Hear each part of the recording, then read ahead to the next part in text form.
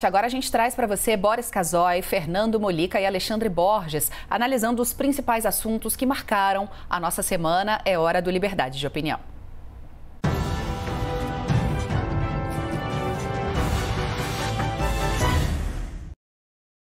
Batalha no horário eleitoral.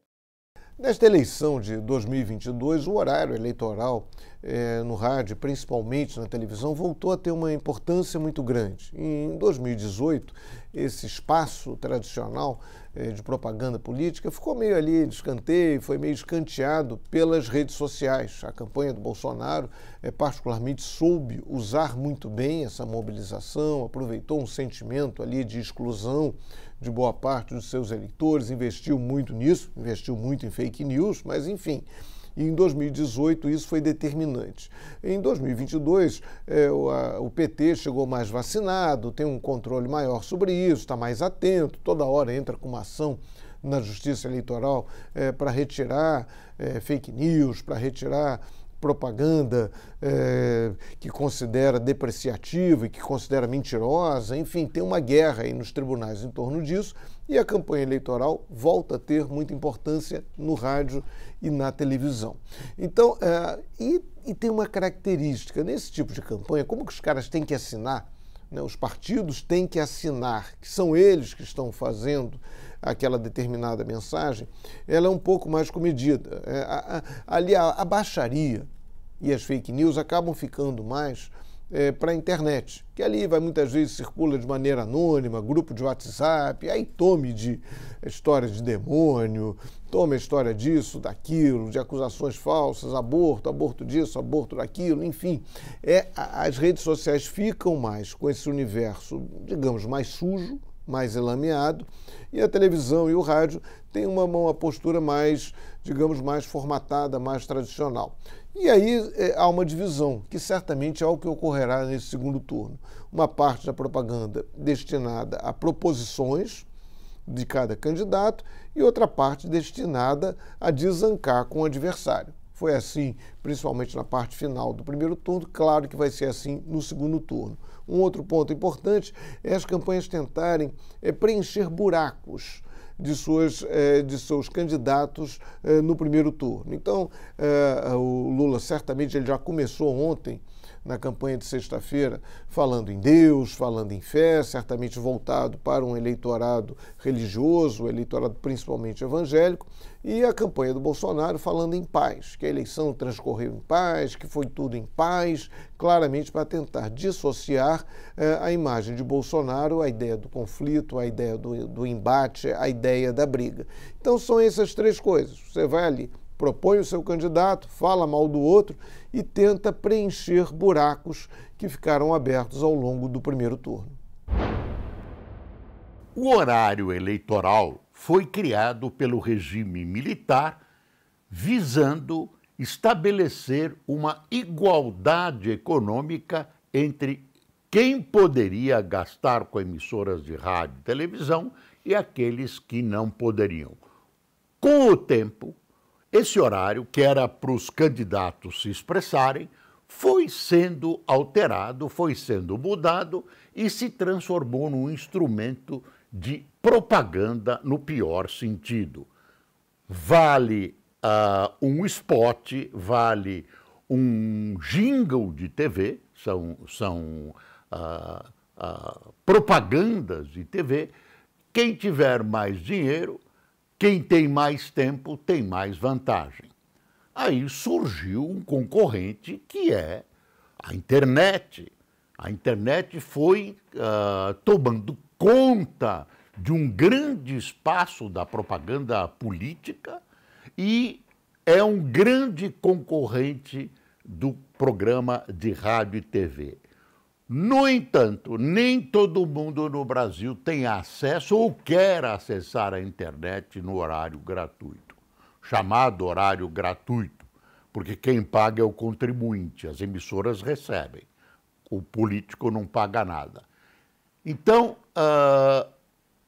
qual é o caminho, como se encaminha a coisa? Todo mundo quer aproveitar tudo esse horário é importante, não se sabe qual é o mais importante, se é horário de rádio e TV ou se é horário de internet, ninguém abre mão.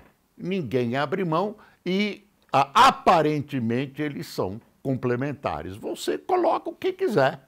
A imagem aceita qualquer texto. Você coloca o que quiser, claro, dentro do que limita a lei eleitoral. Eu continuo achando que o horário de rádio e TV é, em determinadas regiões do Brasil, menos aquinhoadas com a fortuna, muito importantes, especialmente no Nordeste brasileiro. Então, vamos aguardar e imaginar o impossível, que esses programas tenham alguma qualidade e que, pelo menos, se aproximem da verdade, porque hoje eles são verdadeiras homenagens ao personagem Pinóquio. Agora o jogo está zerado.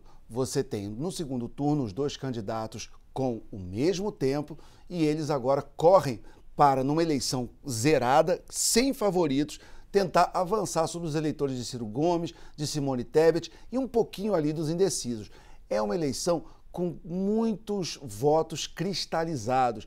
O eleitor brasileiro se decidiu há muito tempo por Lula ou por Bolsonaro, que no ideário popular são personagens muito diferentes.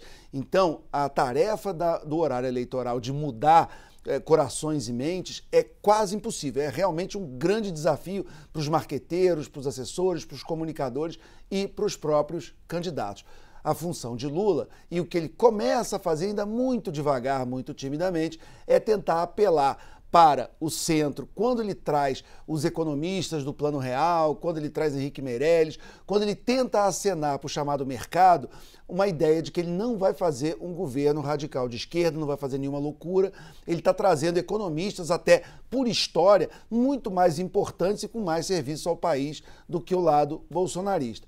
Já Bolsonaro, que deu muitas demonstrações de força, primeiro nas urnas, não podemos esquecer isso, né? Ele foi extremamente bem votado, muito acima do que previam as pesquisas. Ele conseguiu emplacar deputados e senadores muito alinhados com ele, com a sua base mais ideológica e raiz, e agora ele conseguiu também amealhar o apoio de uma quantidade enorme de políticos eleitos, principalmente governadores. Então ele está usando bastante isso para mostrar que ele tem força, que ele tem garra, que ele está vivo na disputa e que esses 6 milhões de votos que ele precisa tirar, ele tira de letra. Está começando agora, a gente vê também no começo, no jogo das redes sociais, muito essa disputa espiritual, quem que é o diabo, quem que é Deus, enfim, ok, é do jogo. Na Suíça isso não aconteceria, mas a gente está num momento onde está valendo todo tipo de argumento para tentar sinalizar para o eleitor algum tipo de identificação ou, pelo menos, minar algumas resistências. Criadores do Plano Real aderem a Lula. Essa questão do Plano Real, né, é até engraçada, porque o Lula e o PT foram contra o Plano Real lá em 1994, disseram que o plano era eleitoreiro, não ia trazer vantagens para os trabalhadores e tal. Agora, Jair Bolsonaro também foi contra o Plano Real. E o Paulo Guedes também foi contra o Plano Real. Então agora muita gente fica surpresa, ver quando percebem, né, que economistas importantes, muitos deles, né, ligados à origem do Plano Real, pessoas que foram formuladoras do Plano Real, declaram apoio a Lula. Isso tem muito mais a ver com uma questão política do que necessariamente econômica, né? A gente pega as declarações do Armínio Fraga dizendo que é uma questão democrática, que ele está com Lula pela necessidade de apoio à democracia. Ele fala que o mais importante hoje é aprimorar a política, garantindo a democracia. Então, vai muito por aí. O Pércio Arida, que foi um outro pai do Plano Real, também foi nessa mesma linha, quando ele fala não quero que a democracia morra, e o que temos hoje é um retrocesso civilizatório, né? Ele fala numa referência aí ao governo de Jair Messias Bolsonaro. E tem um outro dado importante. O Pércio Arida, aos 18 anos, ele era um militante político contra a ditadura militar. Ele foi preso e torturado pela ditadura. Ele tinha, repito, 18 anos. Tem até um relato dele, um artigo que ele fez para a revista Piauí, que está acessível aí na internet. Pércio Arida, tortura, Piauí, consegue achar. Então, esse dado que é muito relevante, né? Seria muito difícil para ele apoiar um candidato que tanto defende a ditadura militar e a própria tortura. Esses personagens ligados à economia que apoiaram Lula basicamente falam em democracia e acreditam que Lula será um defensor da democracia ante a visão autocrática, a visão de um autocrático que eles têm de Bolsonaro.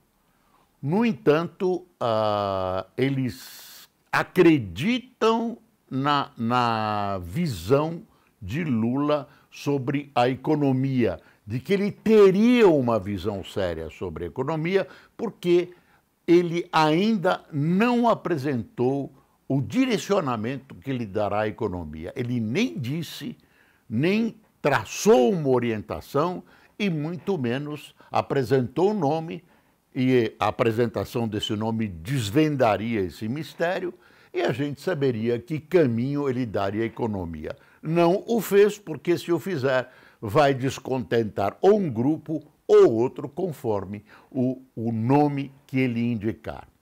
É bom lembrar que o Plano Real, que teve a participação e a elaboração desses senhores, foi hostilizadíssimo pelo presidente Lula. E eles, de alguma maneira, não estão jogando com vingança ou com vamos devolver os ataques. Eles estão, acredito, na visão deles, política, com interesses político-eleitorais, futuros do tucanato, e também a visão econômica, que eles supõem que Lula vá ter uma economia com responsabilidade. Suponho que isso tenha movido esses senhores, esses economistas de grande valor, a apoiarem a candidatura Lula. Foi um golaço da campanha de Lula conseguir o apoio de tantos economistas renomados, os construtores do Plano Real, os idealizadores e implementadores do Real e de toda a revolução econômica que o Brasil fez nos anos 90. O Brasil teve uma década perdida nos anos 80, com uma hiperinflação totalmente descontrolada, com as contas públicas destruídas, com moratória, enfim, o Brasil estava na lama na virada dos anos 80 para os anos 90, quando uma série de economistas absolutamente brilhantes conseguiram implementar o Plano Real, conseguiram implementar metas de inflação, o chamado tripé macroeconômico, estabilizar a moeda, dar ao Brasil uma moeda forte, e isso ninguém tira deles, da história deles. O Plano Real foi muito atacado pelo PT e pelos seus economistas, Guido Mantega, Luiz Mercadante, o Luiz Gonzaga Beluso, essa turma identificada com a Unicamp e com o chamado desenvolvimentismo, que via no Plano Real uma estratégia eleitoreira. Na verdade, eles estavam com razão, com medo de que o Plano Real desse certo, como deu, e deu mais um mandato, deu 2 mandatos para Fernando Henrique Cardoso, 94 e 98, com 2 vitórias acachapantes no primeiro turno, as 2 únicas vitórias de um presidente no primeiro turno da redemocratização. Agora, o que Lula tem é um apoio. O que Lula precisaria para realmente consolidar essa imagem para o mercado? Mostrar que o PT se arrepende dessas críticas, dizer claramente que ele tem um compromisso com as metas de responsabilidade fiscal, com algum tipo de ancoragem fiscal, porque a sua sucessora Dilma Rousseff pedalou e perdeu o mandato por pedalar, e esse governo agora destruiu ainda o que restava no Brasil de ancoragem fiscal, de teto de gastos, enfim, com todos os horrores que nós vimos desse governo para tentar se reeleger.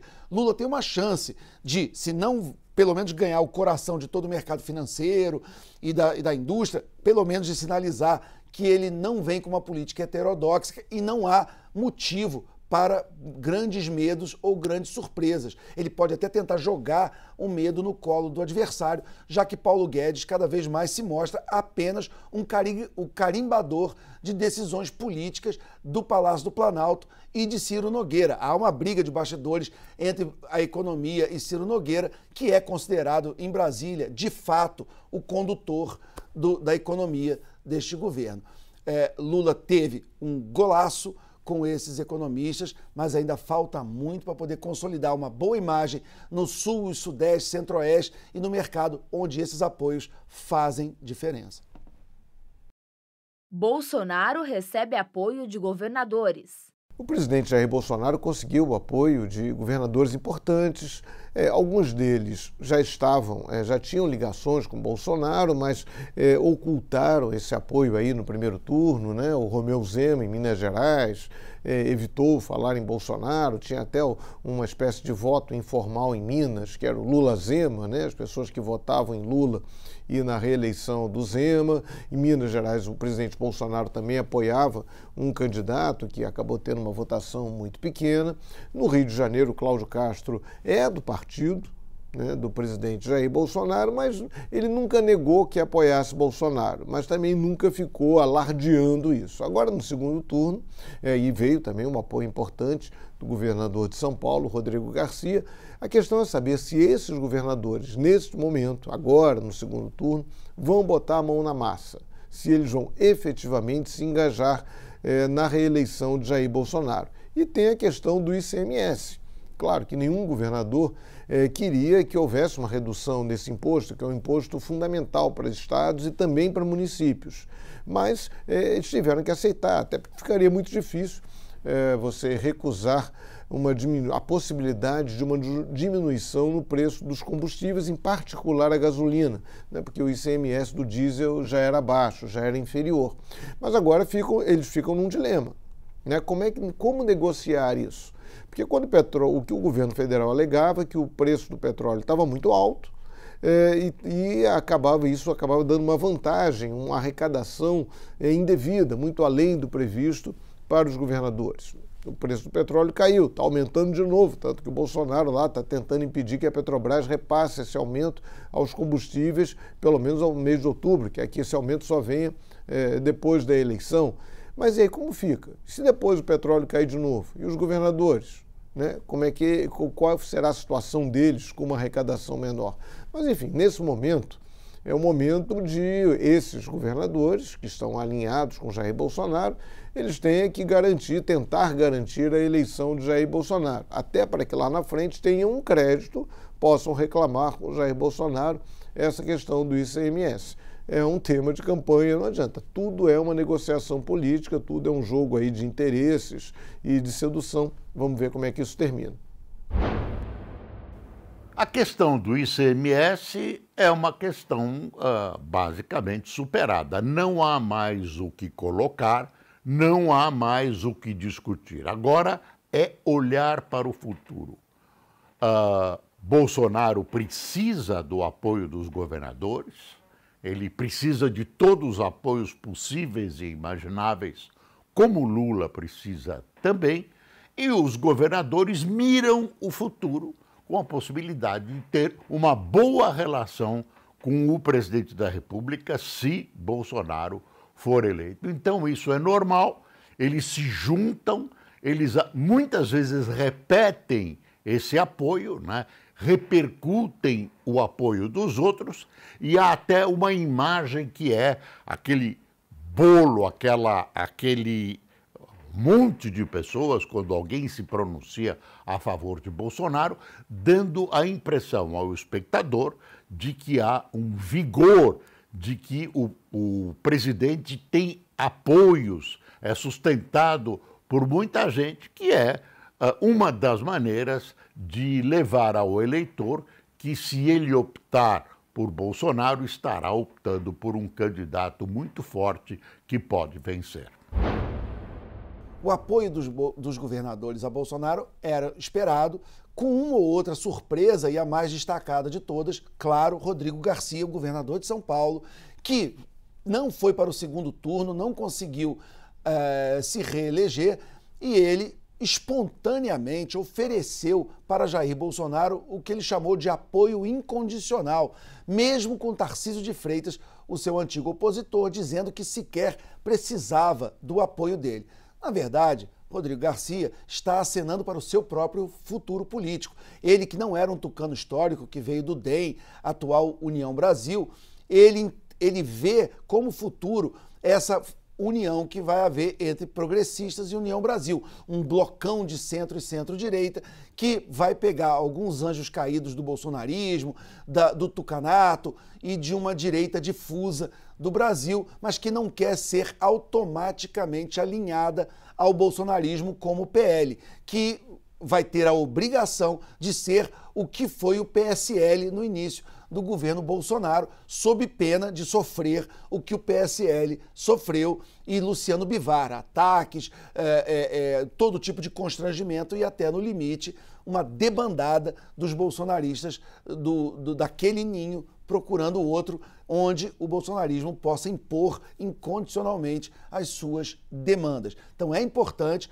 que esses governadores estejam. O apoio de Romeu Zema em Minas é muito importante, não só por aquela velha história que quem ganha em Minas ganha no Brasil inteiro, mas também porque Minas é um colégio eleitoral muito grande e houve o voto Luzema. Muito eleitor votou em Lula para presidente e Romeu Zema para o governo do estado. O apoio de Zema pode fazer a diferença. Tebet ao lado de Lula. A senadora Simone Tebet anunciou que vai votar em Lula, que apoia o Lula, mas ali ficou naquele primeiro momento, naquela ideia, não, estou apoiando, mas só vou fazer campanha se ali o Lula assumir compromissos, né, que ela defendeu ao longo do primeiro turno. Foi uma atitude muito equilibrada, né? Ela se colocou num primeiro lugar como uma cidadã, como uma líder política, mas disse que seu envolvimento dependeria dessa posição do Lula, que, claro, aceitou, né? Nessa altura do campeonato político, quem está disputando o segundo turno aceita qualquer coisa. Capaz do Lula, se eu propuser, ele também vai vestir a camisa do Palmeiras, isso não vai ser motivo de discordância. É um nome da Simone Tebet, que é de uma família política, que já tinha uma atuação bem destacada no Senado, atuou muito bem na CPI e agora se credencia a voos maiores. Ela disse que não houve nenhuma negociação de cargos, enfim, mas ela seria um nome importante num eventual governo Lula, até porque ela dá, não é que necessariamente ela vá levar votos para Lula, mas quase esse tipo de apoio, dá uma espécie de lustro às campanhas, dá uma espécie de fiança, as pessoas estão afiançando. Então a Simone Tebet tem um eleitorado mais conservador, de centro-direita, com uma plataforma liberal ligada ao agronegócio. Ela é de uma região onde o agronegócio tem uma importância muito grande. O Lula andou dando declarações desastradas sobre o agronegócio, depois ele fez ali alguma correção, mas a relação não está boa. E a Simone Tebet, ela mesmo disse que ela é uma produtora rural. Enfim, é uma tentativa, ao mesmo tempo, dela se colocar, reafirmar nacionalmente, e mais uma tentativa, como ela frisou, de defesa da democracia. Ela deixou muito claro que não vê no governo Bolsonaro esse compromisso com a democracia e ela está projetando para o futuro. Não é uma situação fácil muito para ela num primeiro momento, já que a região, o estado dela é um estado muito ligado ao agronegócio, um estado onde Bolsonaro venceu a eleição, mas é um gesto de coragem, é um gesto importante na definição. Político tem que ter lado, político tem que trabalhar com a lógica do que é melhor ou do que é menos pior. Isso está na lógica da política. Então, políticos têm que se colocar. E é importante que ela tenha se colocado, assim como outros políticos se colocaram, tanto a favor do Bolsonaro quanto a favor do Lula. Isso é do jogo. A senadora Simone Tebet é uma figura que surgiu no cenário nacional, na CPI da Covid, e confirmou a sua boa imagem como candidata à presidência da República, boicotada por seu partido, o MDB, que se dividiu, etc, etc. Mas ela realmente brilhou nesses dois momentos importantes do processo político brasileiro. Simone Tebet olha para o futuro. Então, ela apoiou Lula, mas com todo o cuidado. É um chamado apoio crítico. Ela faz observações, se você observar bem as palavras dela, ela faz observações, por exemplo, sobre a falta de clareza de projetos, especialmente no setor econômico, do ex-presidente Lula, em sua campanha eleitoral, e se coloca a favor do que ela imagina estar se colocando a favor da democracia, na visão dela, apoiando o candidato Lula. O apoio de Simone Tebet é muito simbólico, porque ela foi um nome que cresceu muito durante os últimos tempos. Ela, que era um nome muito regional ali de Mato Grosso do Sul, ela ganhou uma projeção nacional muito importante na CPI da Covid, e como candidata a presidente da chamada Terceira Via, uma candidata do MDB com uma vice tucana, ela tenta reconstruir um espaço que foi destruído na política brasileira, que é o chamado centro democrático. Você tem, de um lado, um populismo de esquerda com Lula, de outro lado, um populismo nacionalista, que eu me recuso a chamar de direita, no lado bolsonarista, e você tem o chamado centro democrático, que vai da centro-esquerda à centro-direita, completamente sem representação, destruído, sem voto e precisando de lideranças. Simone Tebet é candidatíssima a ocupar esse espaço nos próximos anos, e é um nome importante que pode crescer para 2026 nesse campo. E ela, além disso, por ser uma liderança feminina, é também um público onde Bolsonaro deveria tentar crescer. Ele tem problemas históricos com o voto feminino, e Simone Tebet, que foi muito bem votada entre as mulheres, sinalizando para Lula, ela dizendo que vai votar em Lula e agora dizendo que vai subir no seu palanque e fazer campanha para ele, porque ele teria aceitado alguns pontos que ela colocou do seu programa para incorporar no programa dele.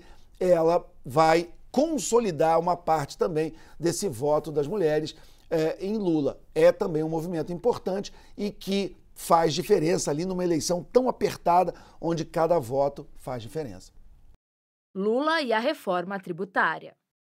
Essa história da reforma tributária é muito engraçada. A reforma tributária não sai porque todo mundo é a favor de alguma reforma tributária. Como todo mundo se diz a favor, ela nunca sai. Agora, no governo Bolsonaro, poderia ter havido uma solução para isso. Houve um projeto muito interessante no Senado que propunha a fusão de impostos federais, impostos estaduais e até imposto municipal, mas ficou ali, ficou parada. Havia resistência por parte de governadores, também por parte de prefeitos de grandes cidades. E a dificuldade do Bolsonaro de dialogar com governadores, com lideranças políticas que não estavam alinhadas a ele, essa dificuldade também complicou o andamento dessa história toda. Porque não tem jeito. Você vai fazer uma reforma que mexa com dinheiro, alguém vai ganhar e alguém vai perder. Então você tem que criar algo que ao longo do tempo, quem perde num primeiro momento seja compensado.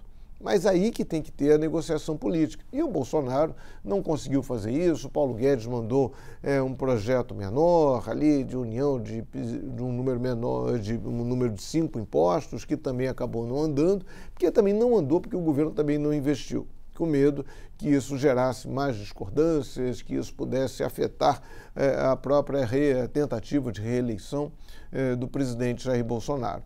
Quando nenhum programa, as diretrizes de programa do PT, que estão registradas lá no Tribunal Superior Eleitoral, falam ali genericamente de reforma tributária.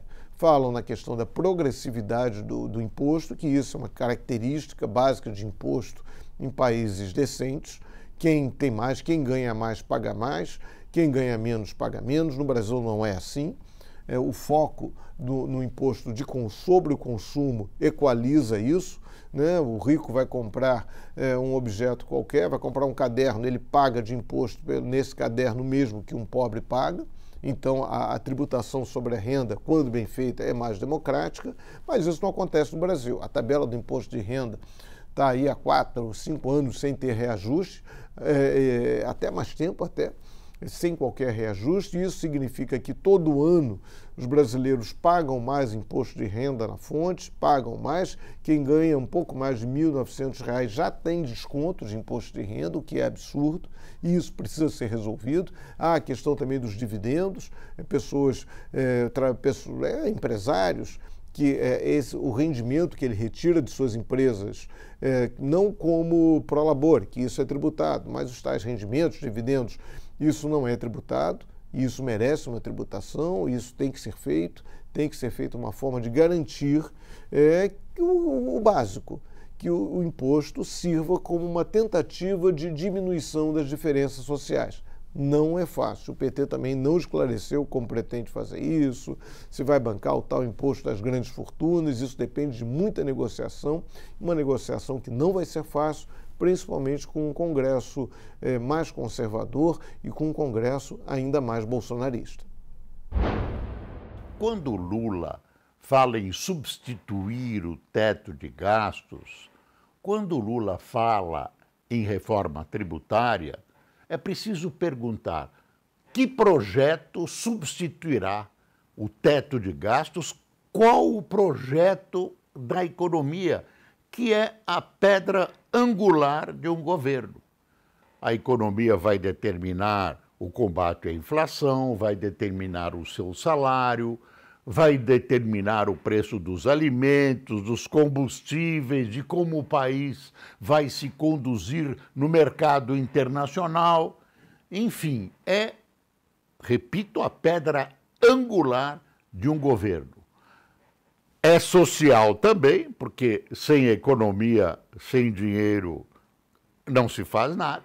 Então, é preciso ver como vai ser orientada essa questão da política econômica do governo Lula, que ele está escondendo, porque se ele disser alguma coisa, ele vai desagradar um lado ou um outro. Ele tem um lado, um veso à esquerda e um pouco à direita, então você não consegue imaginar o que ele, que se intitula um Macunaíma, vai fazer com a política econômica. Esse